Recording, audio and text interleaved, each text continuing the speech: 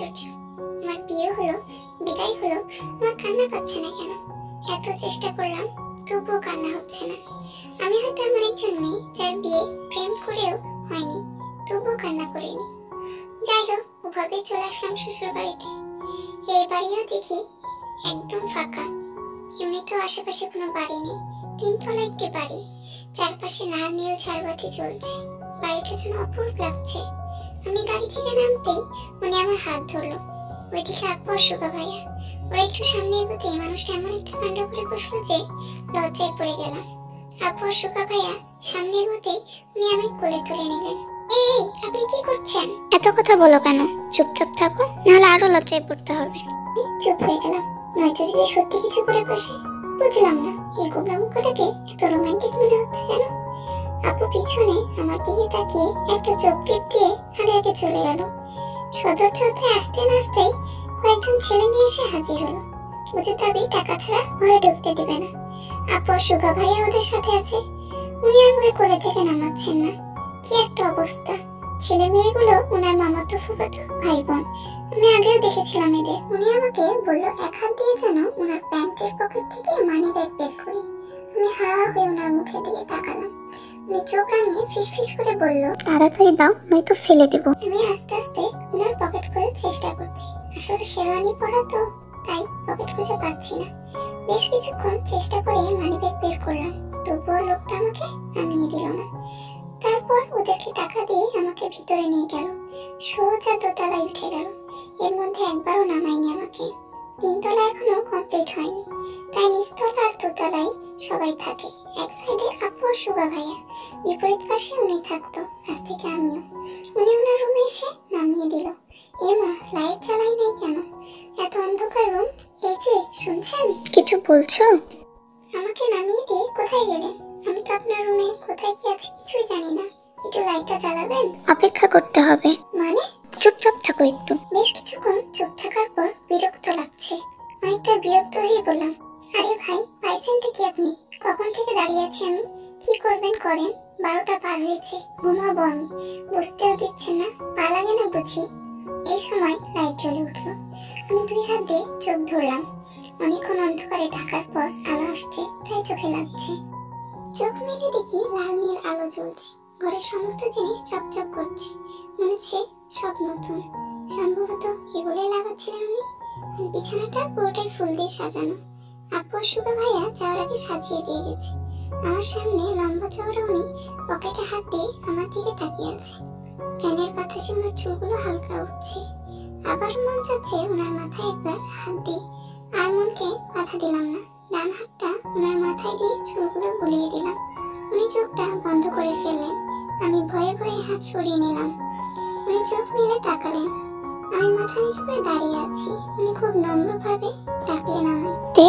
আমি মাথা তুলে তাকালাম ওনার মুখের দিকে। তে, আমি তোমাকে কয়েকটা কথা বলি, মন দিয়ে শুনবা। আমি মাথা নাড়ালাম, মানে শুনবো। তুমি আমাকে চেনো আমি কেমন, আর আমি আজকে তোমাকে কেন বিয়ে করলাম এটা জানতে পারবে এক সময়। আমি জানি তুমিও আমাকে পছন্দ করো। এটা না বুঝলে বিয়ে করতাম না আমি তোমায়। তুমি এতদিন বাবার বাড়ির মেয়ে ছিলে, তাই তোমার চঞ্চলতা স্বভাব পেয়েছে। কিন্তু এখন একদম না, ওরকম করা যাবে না। তোমাকে গম্ভীর হতে হবে, বউদের যেমন মানায়। ওনার এই কথাটা আমার ঠিক পছন্দ হলো না। সবাইকে কেন গম্ভীর হতে হবে? আমার তো নিজের ইচ্ছে বলে কিছু একটা আছে। আমি একখানে চুপচাপ বসে থাকতে পারি না, সিরিয়াস মোমেন্টে হাসি আটকাতে পারি না। এসব না করলে আমার কেমন যেন দম বন্ধ লাগে। বিরক্ত মাখা মুখ নিয়ে ওনার দিকে তাকালাম। উনি বলল, এখন ফ্রেশ হয়ে এসো। আমি অনেকক্ষণ সময় নিয়ে ফ্রেশ হয়ে আসলাম। এসে দেখি উনিও চেঞ্জ করে নিয়েছে, হয়তো অন্য কোনো বাথরুমে গেছিল। তারপর একসাথে 2 রাকাত নফল নামাজ পড়ে নিলাম। এরপর উনি একটা নেকলেস বের করে আমার সামনে ধরলো। তারপর কিছু না বলেই আমার গলায় পরিয়ে দিল। ওনার স্পর্শে অজানা ভালো লাগা কাজ করছিল, একদম কোনো ভয় লাগছিল না। মনে হচ্ছিল এই স্পর্শ কোনো পাপ নেই, নেই কোনো কথার ভয়, একদম হালাল সম্পর্ক। ওনাকে জড়িয়ে ধরতে খুব ইচ্ছা করছিল, কিন্তু সাহস হচ্ছিল না।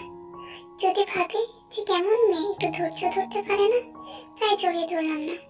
উনি এক হাত দিয়ে চুলগুলো ছেড়ে দিল, তারপর আমাকে ওনার দিকে ঘুরিয়ে নিল। আমার চোখে দিকে তাকিয়ে বলল, তুমি ছোট নেইতে, সবকিছু বুঝতে পারো তুমি। আমি জানি আমি চাইলে তুমি বাধা দিতে পারবে না। কিন্তু আমি চাচ্ছি না এইভাবে হঠাৎ করে তোমার ইচ্ছের বিরুদ্ধে কিছু করতে। আমাদের এক পথ সাথে পথ চলা আজ থেকে শুরু। আমাদের জীবনে শেষ দিন পর্যন্ত একসাথে থাকতে হবে, তাই তাড়াহুড়া করে কষ্ট দেব না তোমায়। সময় নাও তুমি। তোমার যখন মনে হবে আমি স্বামী হিসেবে পারফেক্ট, আমি সেদিনই তোমার কাছে আসবো। আমি সবটা দিয়ে তোমাকে ভালোবাসবো। কোনো ছেলে মানুষ বিয়ে করে বউ ছাড়া থাকতে পারে না, আমিও পারবো না, কষ্ট হবে, তাই একটু সময় কম নিও বলে মুচকি হেসে বিছানার একপাশে শুয়ে পড়লো। ইস, এত নির্লজ্জ এই লোকটা, কিভাবে গড়গড় করে সবকিছু বলে দিল। ছি, লজ্জা আমার মাথা কাটা যায়। তোর কি সব ভাবে আমি ওনার বউ, আমাকে বলবে না তো কাকে বলবে? তার এত সুন্দর একটা মানুষের বউ হওয়া ভাগ্যের ব্যাপার। তারপর আমিও চুপি চুপি ওনার পাশে গিয়ে শুয়ে পড়লাম আর ভাবতে লাগলাম কিভাবে হঠাৎ আমার বিয়েটা হয়ে গেল। যার সাথে আমার বিয়ে হয়েছে সে আমার বোনের বড় ভাসুর। আজকে হঠাৎ করে বাবা আমাকে সহ বিয়ের প্রস্তাব নিয়ে এসেছে। ভেবে কেমন যেন অদ্ভুত লাগছে। লোকটার বয়স 28 কি 29, অনেকটা গম্ভীর টাইপের। আমার সাথে কখনোই কোনো কথা হয়নি তার। এভাবে বিয়ের প্রপোজালটা আমি ঠিক মানতে পারছিলাম না।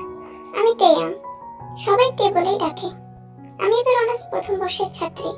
আমার বড় বোন জিমিন, বিয়ে হয়েছে 1 বছর হতে চলল। জিমিন আপুর বিয়ে হয়েছে তখনও অনার্স দ্বিতীয় বর্ষের ছাত্রী। দুলা ভাই মিনি সুগা ও সেমিয়ার, প্রেমের বিয়ে ওদের। এখন ওরা 3য় বর্ষে, দুজনেই পড়াশোনা করে।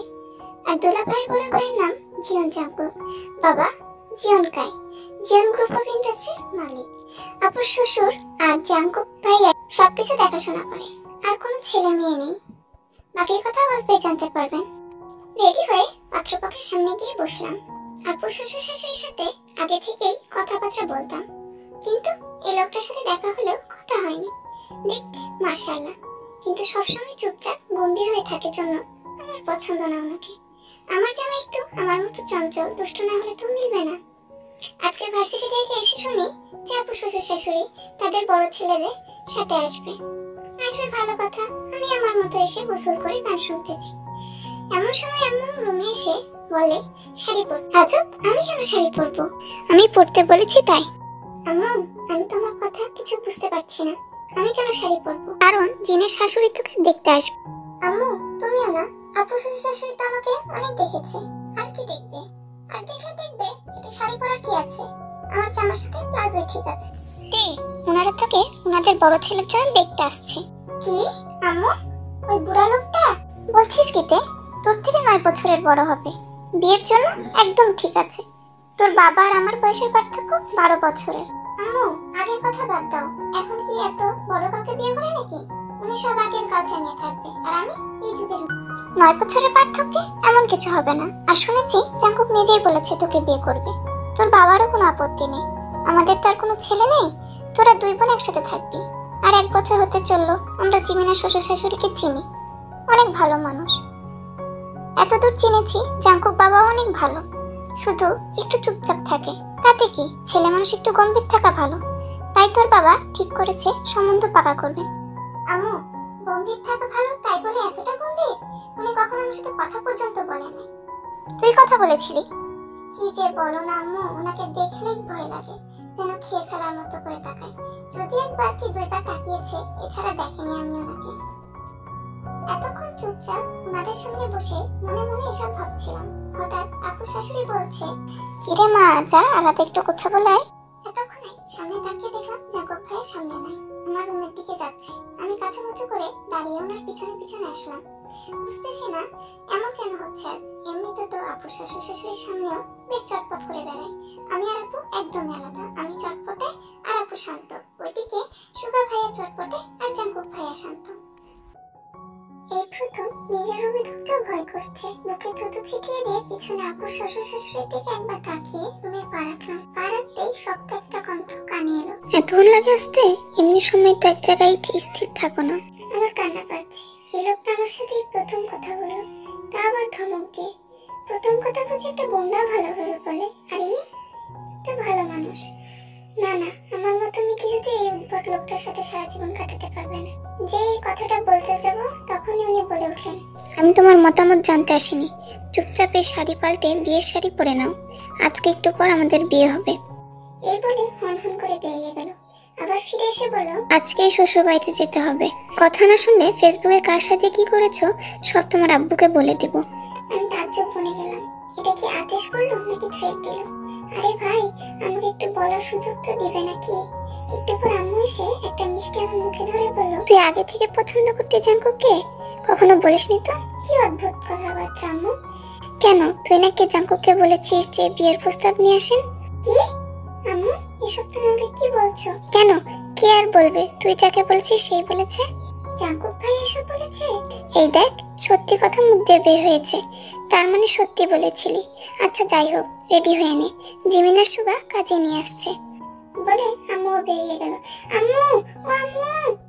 এই যা চলে গেল। আরে আমার কথাটা তো শুনবা। আমি কখন ওনাকে বললাম আমি বিয়ে করবো নাকি?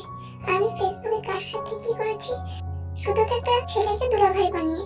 উফ শিট, এই কথাটা উনি জানলো কিভাবে? আসলে হয়েছে কি, কিছুদিন থেকে একটা ছেলে সবসময় হাই হ্যালো দিত আর খোঁজ খবর নিত। প্রথমে পাত্তা না দিলেও একসময় আমিও কথা বলতাম। কথা বলতে বলতে দুলাভাই বানিয়েছি। তারপর আরেকটা আইডি দিয়ে নিজে কথা বলেছি। এই আইডির পাসওয়ার্ড আমার বান্ধবীদের কাছেও আছে, ওরাও কথা বলতো। কিন্তু আমি তো সব এমনি ফাজলামো করেছি। কিন্তু এই লোকটা কিভাবে জানলো? আল্লাহ, এইবার এর মতো বাঁচিয়ে দাও। আর জীবনেও ফেসবুক চালাবো না, চালালেও কারোর সাথে কথা বলবো না। মনে মনে আল্লাহকে ডাকছি। এই সময় আপু রুমে এসে বলল, এই তে, তুই এখনো রেডি হসনি? আমি আপুর পা জড়িয়ে ধরে বললাম, ও আপু, আমি ওনাকে বিয়ে করবো না রে। তুই দেখিস না উনি কেমন, এনে বুঝে আমাকে নদীতে ফেলাই দিচ্ছিস কেন? তোর জামাই কত ভালো, আর আমাকে কিনা গোমরা মুখের মাথায় চাপিয়ে দিচ্ছিস। আমার জামাই তোর হলে বুঝতি, সারাক্ষণ জ্বালিয়ে মারে আমাকে। জামাইরা গম্ভীরই ভালো, বুঝলি তো? আর জাঙ্কুক ভাইয়া অনেক ভালো, জানিস, আমাকে ছোট বোনের মতো ভালোবাসে। আর উনি সেদিন আমাকে ডেকে বলেছে, যেমন একটু কথা ছিল। জি ভাইয়া বলো। তোমার বোন তের এইবার অনার্স ফার্স্ট ইয়ার, তাই না? হ্যাঁ ভাইয়া। কেন, কিছু হয়েছে? ওকে কিছু করেছে? না না, তেমন কিছু না, আমি বিয়ে করবো ওকে। তোমার বাবা মায়ের সাথে কথা বলো। বিশ্বাস কর, ওনার কথায় আমি এত খুশি হয়েছি যে তোকে বলে বোঝাতে পারবো। এবারে ঝটপট রেডি হয়ে নে তো। আর জানিস তো, জাঙ্কুক ভাই যখন বলেছে তোকে বিয়ে করবে, তখন করেই ছাড়বে। আপু প্লিজ, তোরা এইভাবে আমাকে জোর করতে পারিস না। কি দেখ, এবার কিন্তু বেশি বেশি হয়ে যাচ্ছে। আমরা তোকে মোটেও জোর করছি না। তুই নিজেও কিছুদিন আগে আমাকে বলেছিলি যে জাঙ্কুক ভাইয়াকে তোর ভালো লাগে। শুধু একটু গম্ভীর, কিন্তু মানিয়ে নেওয়া যাবে। বল, বলেছিস কিনা? হ্যাঁ বলেছিলাম, কিন্তু সত্যি সত্যি বিয়ে করবো বলিনি তো। বিয়ে আবার সত্যি মিথ্যে হয় নাকি? অনেক নাটক করেছিস। আর না, চল রেডি করে দিই। আপু সাজিয়ে দিচ্ছি, আর আমি বসে বসে ভাবছি, এই এত সুন্দর ছেলেটা আমার জামাই হবে। আপুর বিয়ের দিন প্রথম ওনাকে দেখে আমি সহ আমার বান্ধবী গোষ্ঠী ফিদা হয়ে গেছিলাম। ওনার ফর্সা মুখ, গোলাপি ঠোঁট আর গম্ভীর্যতা দেখেই ওনার প্রেমে পড়ে গেছি, কিন্তু কখনো বলার সাহস পাইনি। ওনাকে দেখলেও ভয় লাগতো আমার। আর অন্যদিকে উনি আমার বড় বোনের ভাসুর। আমার জন্য যদি আবার কোনো ঝামেলা হয়, এই ভয়ে কখনো বলিনি। কিন্তু আজকে হঠাৎ এসব একদম স্বপ্নের মতো লাগছে। সাথে আকাশ ভালো লাগা। ইস, এত কিউট জামাই হবে আমার, ভাবলেই নাগিন ডান্স দিতে ইচ্ছে করছে, কিন্তু নাচা যাবে না।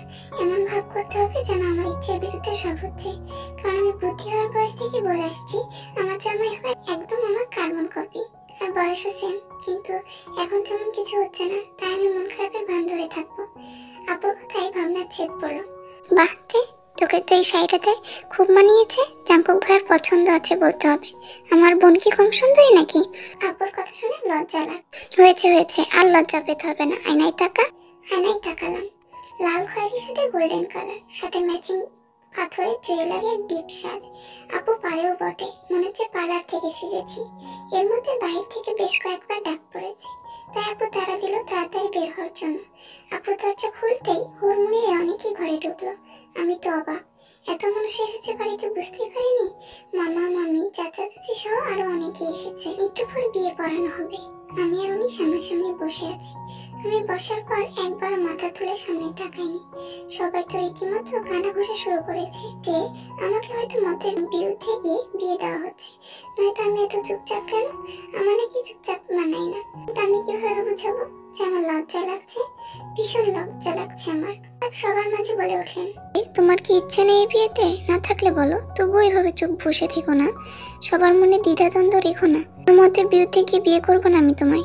এবার মুখ তুলে তাকালাম। মানুষটা আমার সাথে ম্যাচ রেখে শেরওয়ানি পরেছে, ভাবে সরাসরি আমার চোখের দিকে তাকিয়ে আছে। আমি যেন আবারও প্রেমে পড়ে গেলাম ওই চাহনি। মন চাচ্ছে চোখ দুটোতে একবার ছুঁয়ে দিই, কিন্তু এখন তো সেটা সম্ভব না। তাই অনেক কষ্ট কষ্টে নিজেকে সংযত রাখলাম। শুনেছি ছেলে মানুষ বউকে দেখে নিজেকে সংযত রাখে, কিন্তু আমি মেয়ে হয়ে রাখছি, তাই নিজে খুব নির্লজ্জ মনে হচ্ছে। যাই হোক, একা একা তখন তো খুব আমাকে থ্রেট দিয়ে আসলো। এখন সবার সামনে এত সাধুবান্ধা সাজতেছে লোকটা, আমি না চাইলে নাকি বিয়ে করবে না। এখন না বললে যদি সত্যির সাথে বিয়ে না করে, তাহলে আমি তো কিউট জামাই কোথায় পাবো? তাই একটু হেসে বললাম যে আমরা তো প্রেম করেছি বিয়ে করার জন্য, তাহলে আমার মত থাকবে না কেন? আমার কথায় উপস্থিত সবাই চুপ হয়ে গেল। ওনার দিকে তাকিয়ে দেখি উনিও কেমন রাগী দৃষ্টিতে তাকিয়ে আছে, মনে হয় এক্ষুনি খেয়ে ফেলবে। আমার কি দোষ ভাই? আমার সামনে এত সাধ্য সাজতে গেলে একটু একটু পাশ খেতেই হবে। বিয়ে পড়ানো শেষ হলে আপু আমাকে সাইডে নিয়ে গিয়ে বলল, তে সত্যি কি তোর আর জাঙ্কুক ভাইয়ের মধ্যে সম্পর্ক ছিল?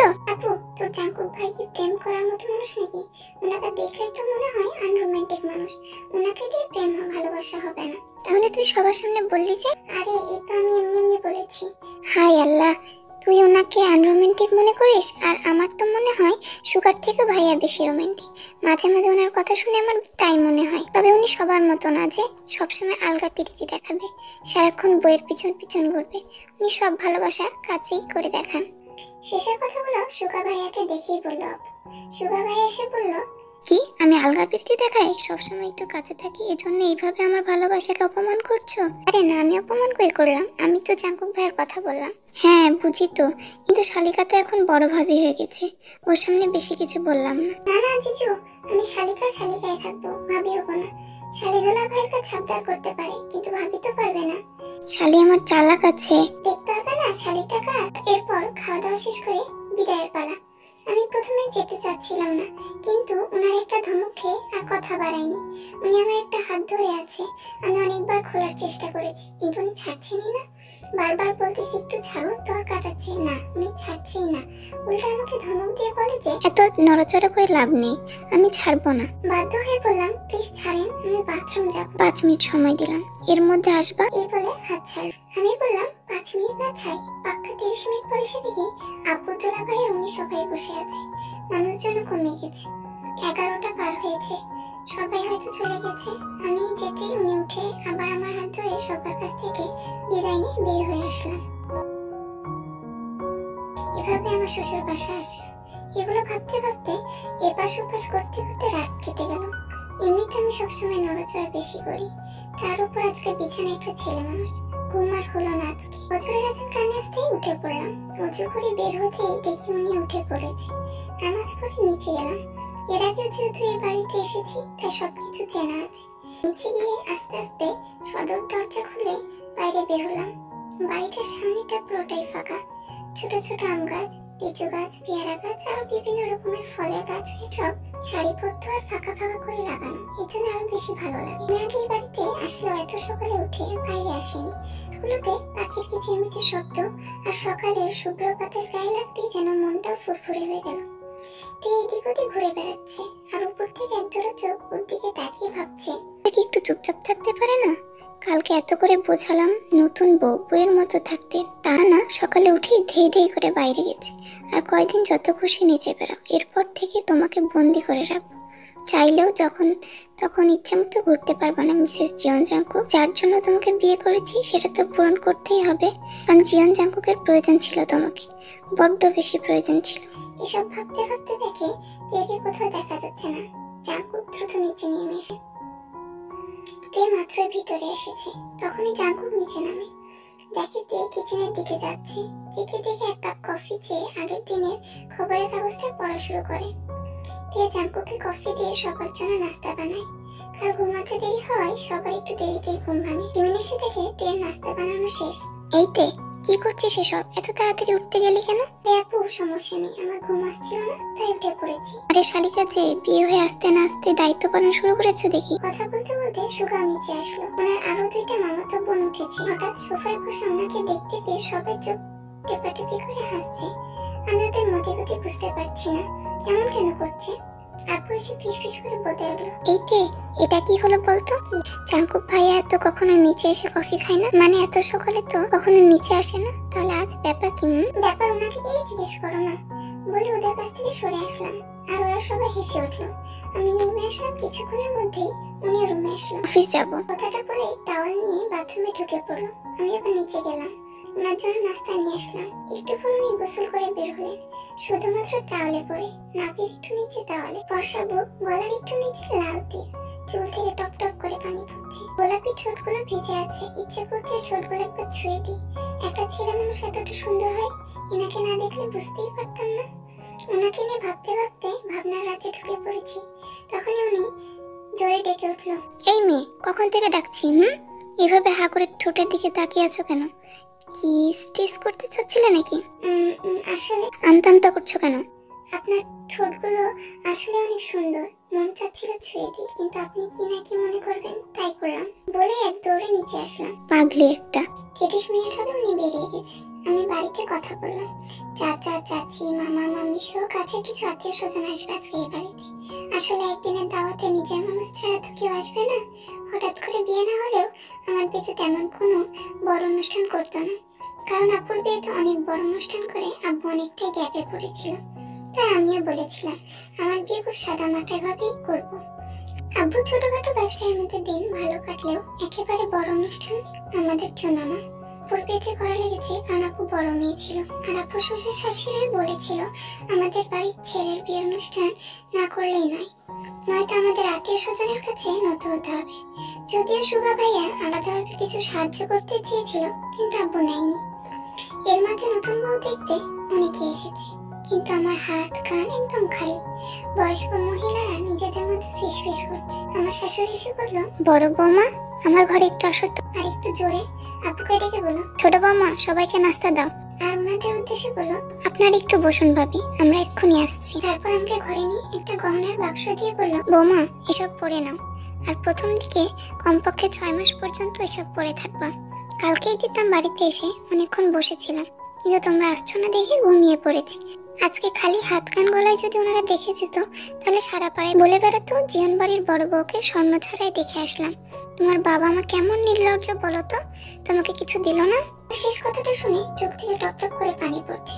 অন্য সময় হলে তো অনেক কথা শুনিয়ে দিতাম, কারণ আমার বাবা মাকে নিয়ে কোনো কথা আমার সহ্য হয় না। আমি তো এতদিন ভেবে আসছি আপু হয়তো খুব সুখে আছে, কিন্তু বড়লোকদের মধ্যে এত নিচু মনের মানুষ ইনি দেখে বোঝাই যায় না।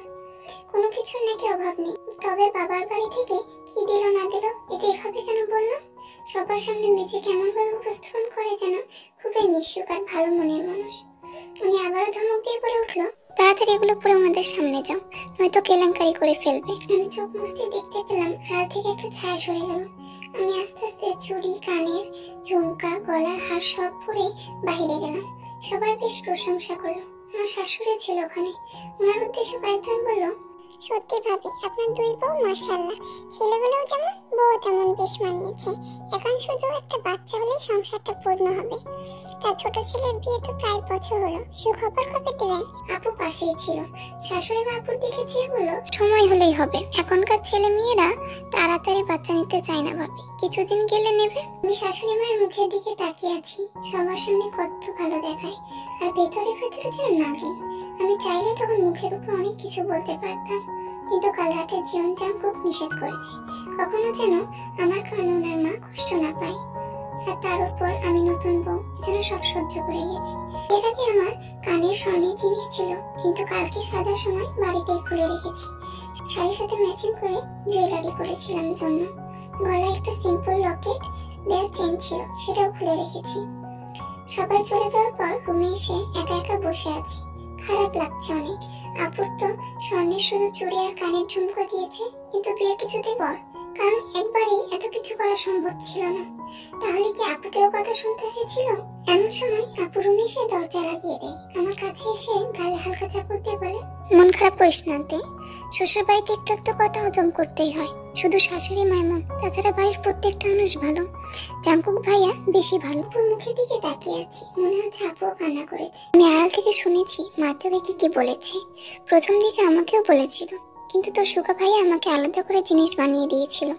উনি ভেবেছে সেগুলো আমার বাবার বাড়ি থেকে দিয়েছে, তাই কিছু বলেনি। একটা কথা বলুন, চঞ্চলতা দেখে আমার শাশুড়ি আগেও আমাকে বলতো যে তোমার বোন এমন কেন, স্থির থাকতে পারে না নাকি। আমি তোকে তখন কিছু বলি নাই, কারণ তুই তখন এখানে বেশি দিন থাকিসনি। আমাদের বাড়িতে তো কেউ কিছু বলে না, তোকে বললে হয়তো তুই আসতে চাইতি না আমার কাছে, কিন্তু এখন তোকে একটু চঞ্চলতা কমাতে হবে। তোম না একটু, মানে শাশুড়ির চোখে যাতে ধরা না পড়ি সেটুকু প্লিজ শোনাবো না আমার, মানিয়ে নিস, বাড়ির বড় বউ বলে কথা। এসব বলে একটা হাসি দিয়ে আপু চলে গেল। ওই লোকটার উপর খুব রাগ হচ্ছে এখন।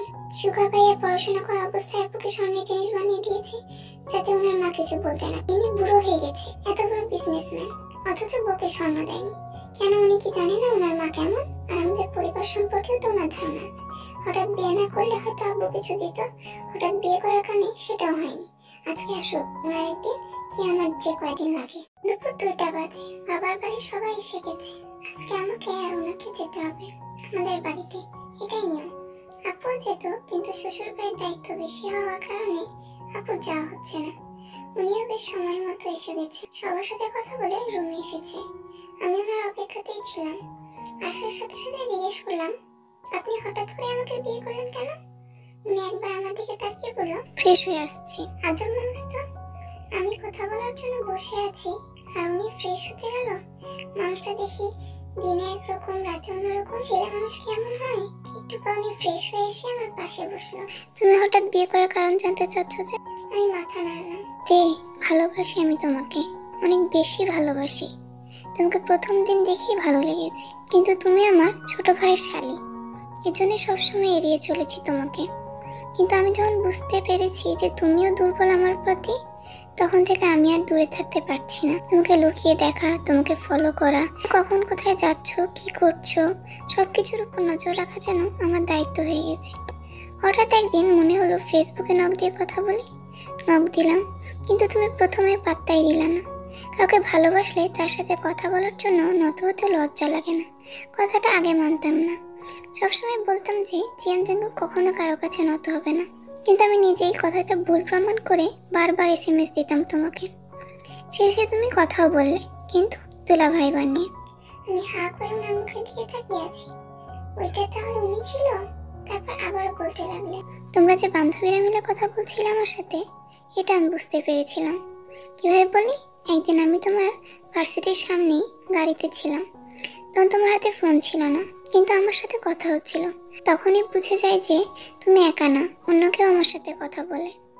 জিয়ন জাঙ্কুকের সাথে মজা করেছো না, তাই আমিও হুট করে বিয়ে করে ফেললাম। আচ্ছা, আপনি আপনার পরিচয় কেন দেননি? আমি পরিচয় দিতাম, কিন্তু কেন জানি খুব জানতে ইচ্ছে হলো, দেখি একটু ভার্চুয়াল জগতে তুমি কেমন, ফেসবুকে সবার সাথে কিভাবে কথা বলো, এজন্য পরিচয় দিইনি। আচ্ছা, হঠাৎ বিয়ে করার আরো একটা কারণ হলো আমাকে অফিসের কাছে 15 দিনের জন্য আমেরিকা যেতে হবে। আর আপনার তো? আমার খুব ইচ্ছা আমেরিকা নিউ ইয়র্কে অবস্থিত নায়াগারা ফলস দেখার। জি হ্যাঁ, এটাই দ্বিতীয় কারণ। অফিসের কাজে যাচ্ছি, তাই ফ্যামিলির কাউকে নিয়ে যাওয়া তো যাবে না, কিন্তু আমার সাথে আমার বিয়ে যেতে পারে, এজন্য আপনাকে খুব তাড়াতাড়ি বিয়ে করলাম। আর যাই হোক, বিয়ের আগে যে তোমাকে একা আমার সাথে পাঠাবে না এটা আমি জানতাম। এখন তো আর কেউ বাধা দিতে পারবে না। কাল থেকে তুমি আমার বিয়ে, আর 3 দিন পর আমরা যাচ্ছি। তার মানে আমি সত্যি আমেরিকা যাব? আমি খুশিতে আত্মরা হয়ে ওনাকে জড়িয়ে ধরলাম। আপনি জানেন, আমি এতদিন শুধু কল্পনাই করেছি যে আমি ওখানে গেছি, কখনো ভাবিনি আমার ইচ্ছাটা পূরণ হবে। আপনাকে যে কি বলে ধন্যবাদ দেব। জাঙ্কুক মনে মনে ভাবছে, এই মেয়েটা কি বুঝতে পারছে না বউ এভাবে জড়িয়ে দিলে কি অবস্থা হয়। তার উপরে প্রথম একটা মেয়ে এভাবে বুকের মধ্যে চেপে আছে। সত্যি ব্যাপারটা ছেলে মানুষ ছাড়া কেউ উপলব্ধি করতে পারবে না।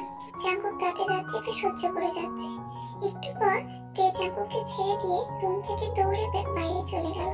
উদ্দেশ্য সবাইকে বলা যে আমেরিকা যাচ্ছে। তে বের হতে জাঙ্কুক একটু স্বস্তির নিঃশ্বাস ফেলে, আর একটু হলেই নিজে কন্ট্রোল করতে পারতো না। ভালোবাসার মানুষটা বুকের মধ্যে থাকলে যে কোনো পুরুষই কন্ট্রোলহীন হয়ে যায়, আর সে তো যদি হয় বউ, তাহলে তার কথাই নেই। তে দৌড়ে নিচে নামতেই ওর শাশুড়ির মুখোমুখি হয়। শাশুড়িকে দেখার সাথে সাথে স্ট্যাচুর মতো দাঁড়িয়ে যাইতে, ওয়াল্লাহ, ভুলে গিয়েছিলাম যে এটা আমার শ্বশুর বাড়ি, আর জম আছে এখানে। তেমা, একটু আমার সাথে আসো তো। এই বলে সবার সামনে থেকে আড়াল নিয়ে গেল বলে, এটা তোমার শ্বশুর বাড়ি, একটু ভদ্রভাবে চলাফেরা করবা কেমন? একে তো একদিনে তোমার বাবা মা এত মানুষ নিয়ে আসছে, তার উপর কোনো জিনিস আনে নাই। সবাইকে খুব বড় বড় করে বলেছিলাম ছোট ছেলে প্রেম করলে কি হবে, বড় ছেলেকে কোনো এক রাজকন্যার সাথে বিয়ে দেব। আর হলো আগেরটার মতোই। একটু কঠোরভাবে কথাটা বললেন উনি। মা, এটা আপনারও শ্বশুর বাড়ি, তাই এভাবে নিজেকে রাজরানী ভাবা বন্ধ করেন। আপনি এই বাড়ির বউ, আমি এই বাড়ির বউ। আপনি আমাকে ছোট করে দেখতেই পারেন, কারণ আপনি আমার আগে এসেছেন। এই বাড়িতে আপনার অধিকার বেশি, কিন্তু আমার বাবা আমাকে ছোট করে কথা বলবেন না। কথা বললে আমি ভুলে যাব আপনি আমার স্বামীর মা। তখন আপনি আমার সাথে যেভাবে আচরণ করবেন, আমি ঠিক তেমনই ফিরিয়ে দেবো আপনাকে। নিজের রাগ কন্ট্রোল করতে না পেরে কথাগুলো বললতে। এই মেয়ে, তোমার সাহস তো কম না? তোমার বড় মন শেখায়নি তোমাকে কিভাবে শাশুড়ির সাথে কথা বলতে হয়? জি মা, শিখিয়েছে, কিন্তু কি বলুন তো, আমি তো জিমিন না, আমি হলাম তে। তাই আমি যেটা করি আমার কাছে সেটাই ঠিক, অন্য কারো কথা শুনে চলতে পারি না আমি। এমন সময় কাই সেখানে হাজির হয়। ওনাকে দেখে আমার শাশুড়ি হেসে বলেন, কি ব্যাপার জাঙ্কুকের বাবা, কিছু লাগবে? হ্যাঁ, বড় বৌমাকে লাগবে। মাতে, একটু আসো তো আমার সাথে, আমার কিছু বন্ধু এসেছে তোমাকে দেখতে। আমি নিজেকে আরেকবার আয়নায় দেখে নিয়ে বাবার পিছনে পিছনে আসলাম। একটু পর জাঙ্কুকও নিচে আসলো।